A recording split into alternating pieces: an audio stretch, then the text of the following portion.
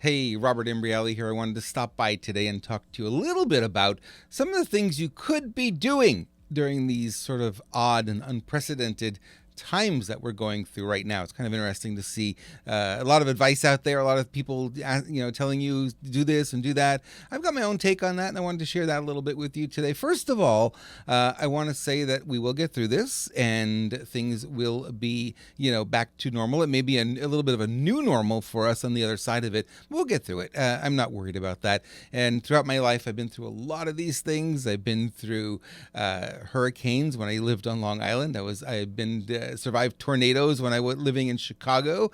Here in California, I've been through many earthquakes and been evacuated several times due to wildfires. So, this virus, okay, great. It's just the next one of many that we've all been through. We've all had some challenges in our lives. And you know what? We're here and we can talk about it. And what I wanted to share with you today is what could you be doing right now? Some of us are, quarantined or self-isolating, if you will, and you're not allowed to go out and you shouldn't go out and that kind of thing. And one of the things that I wanted to share with you is kind of the lesson that I learned the last time we had an economic shock, and that was back in 2008. You guys remember what happened in 2008. The economy just basically stopped, and I was getting calls from clients and friends and everyone. They were saying, there's no business. No one's buying anything. And there was all this fear because Obama had just got elected, and all this fear about, he was going to declare war on small business, and he was going to raise taxes and all the rest of this stuff that was coming on board. And, it really put a shock in the economy, and everything kind of stopped. And we went into this horrible recession for 2 years.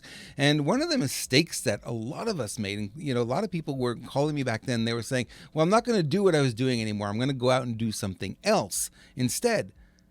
That's good if you're ready to do that, but just shifting like that at that time was really difficult because it meant you were literally starting back at zero again.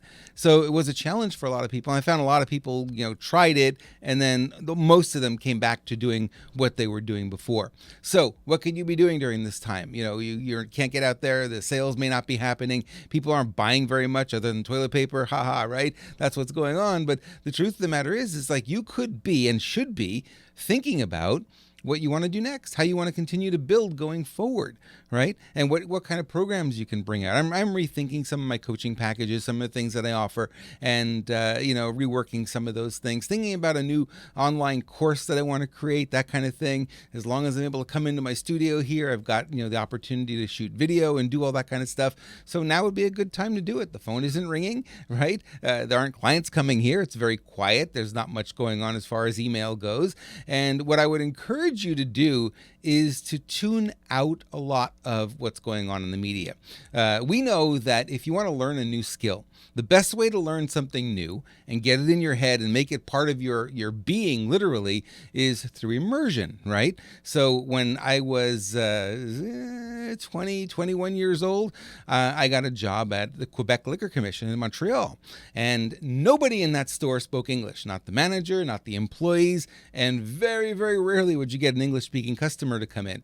And my French was, high school French. It was pretty bad, And what happened was when I got that job and I was literally forced to speak French day and night working at the store, at the end of the summer, I was actually speaking better in French than I was in English. I actually had trouble sometimes remembering words in English because you think in the language you want to speak. So I was thinking in French, speaking in French, and it started to flow, and I was very conversational, and I could talk to the clients and I could understand them. And it really got me to the point where it's like, wow, this is really great. So you got to be careful about being immersed in the news, because the news cycle is going to really turn you into a believer into what's going on. It's really going to become part of you, and you really don't want that to happen, right? What you want is some good news. You want some good influence to come in instead.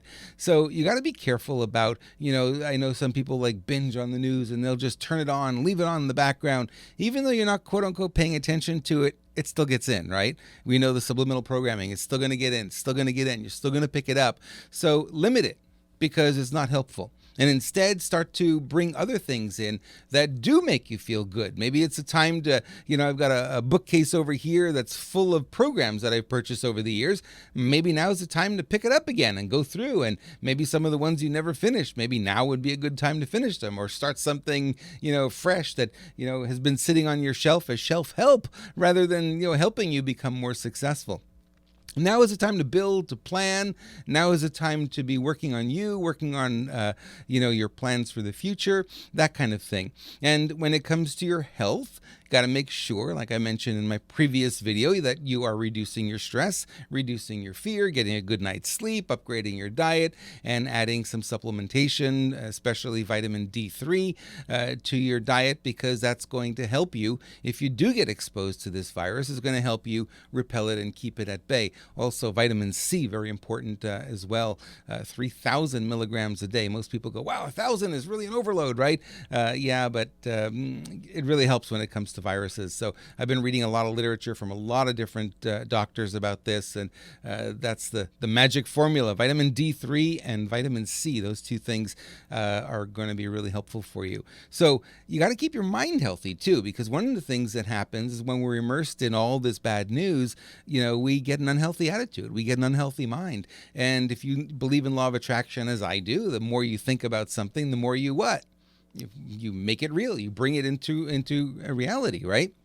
So you want to be thinking a lot less about this virus. You want to be thinking a lot more about your life, and thinking about a lot more about your projects and your goals and your dreams, and get back on that path. And one of the things I did today is I decided that, I'm going to make my life as normal as I possibly can. Now, it's not going to be perfect, right? There are some things I just can't do right now and would love to do and can't do, but I'm going to make my life be as normal as possible. So 4 or 5 o'clock, I was like working on the computer all day, and I said, that's enough. I'm going to go out and I'm going to take a walk. So I went out. I went for a walk for an hour, and it was great. It was not, it was very few people out there, but it really gave me the sense that everything's going to be okay.